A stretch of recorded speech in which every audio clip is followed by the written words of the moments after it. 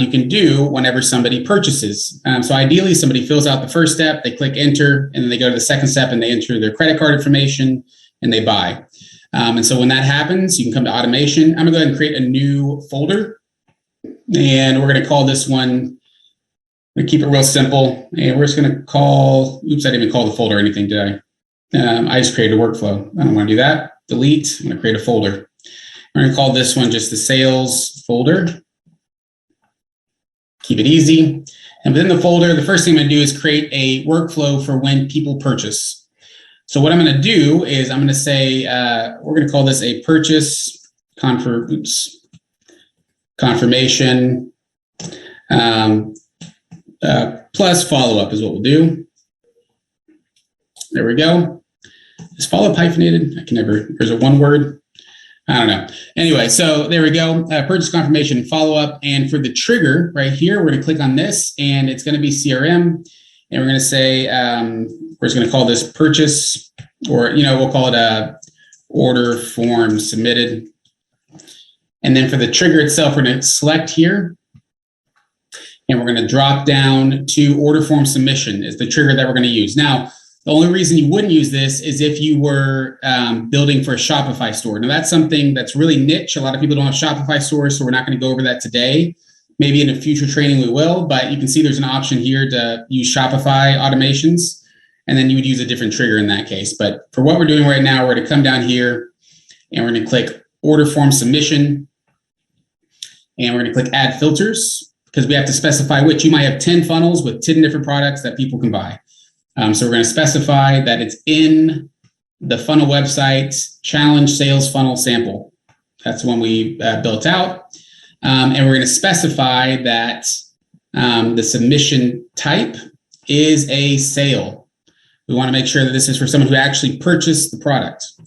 And so when they purchase the product that is in that funnel, that is good news. And so what we want to do is maybe first we want to add a tag to them. So we're going to add a contact tag and we're going to say challenge sales funnel purchase. And that tag doesn't exist yet, but I can click add new tag here. So I'm gonna add that tag. There we go. So anytime somebody purchases, I can tag them as such. So there we go, add contact tag, and I need to label it. Challenge, I'm just gonna say challenge purchase tag added. Just so, again, it's always good to label everything so that eventually you'll have 100 workflows maybe, and you want to be able to go in quickly and see what everything is. So there we go. And then next, maybe I want to, and you can do a bunch of different things. You can update your pipeline that you have associated with it. But for right now, I just want to send them an email. And this is going to be from Adam. Oops. Fix that. There we go. And it's going to be Adam at the demoaccount.com. And, your purchase is confirmed, right? We can do that. And we can come down here. Hey, contact first name, because remember, in order for them to purchase, you're gathering their information. So it'll automatically go pull that in. And you can say your purchase, is confirmed. And if you have any other types of custom values in here, as far as you can even put like a custom value for, you can create your own custom values that has like the offer price for that particular funnel. You can pull it in so that you can say your purchase of this product is confirmed, and you can add that in there. Right now, I don't have that created, but that's something you could do if you wanted to really make this awesome. But your purchase is confirmed, and then you can add any kind of follow-up steps that you may need. Now, if it's just a piece of software that you send the codes for, great. If it's a product, you're mailing it to them, whatever it is. So you can say instructions, right? And then add whatever instructions you need. And then user signature. And there we go. So automatic, oops, I need to label that. Purchase confirmation, oops, I can't spell or type. Confirmation email, there we go.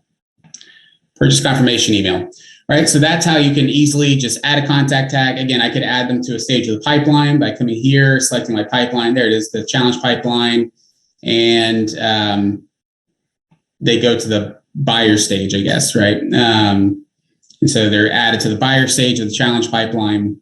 They have a tag added to their profile. They get a purchase confirmation email. And we're going to do a little bit more to this here in just a second. But before I do that, I want to show you also what you can do for people who may have clicked the button to buy. They may have filled out the first page, but then they didn't quite enter their credit card information. They didn't click submit. What do you do at that point? So I'm going to click save here, and we're going to create a separate workflow for an abandoned cart. And this is why you want a two-step order form, because with two-step, they have to fill out their information first, click submit, and then it takes them to the second page where they fill out their credit card information. If you have it just as a one-step, then you can't do this abandoned cart workflow that I'm about to show you. But what you can do for the abandoned cart is you can click create workflow, you can click start from scratch, and I'm going to come here and we're going to call this challenge abandoned cart. There we go. And for the trigger, it's going to be pretty much the same. We're going to call this challenge order form